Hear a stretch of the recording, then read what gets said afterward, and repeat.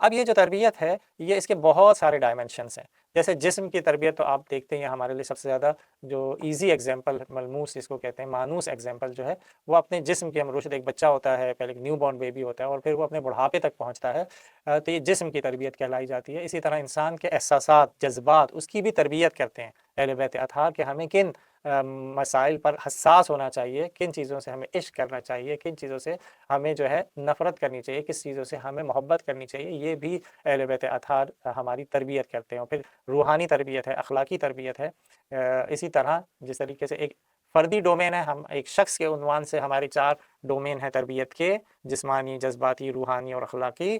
اسی طریقے سے انسان کی ایک اجتماعی زندگی بھی ہے، ایک جو ہے کلیکٹیو زندگی بھی ہے. اس میں انسان کی سوشل براٹ اپ جو ہوتا ہے انسان کا، اکنامکس بھی اسی کا ایک حصہ ہے. کلچرل ڈیولپمنٹ، انسان کی ثقافت، یہ بھی بہت امپورٹنٹ ہے.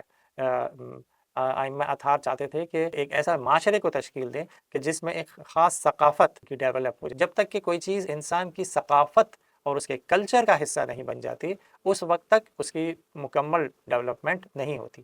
اور اسی طریقے سے جو چوتھا ڈومین ہے اجتماعی تربیت کا وہ ہے سیاسی تربیت.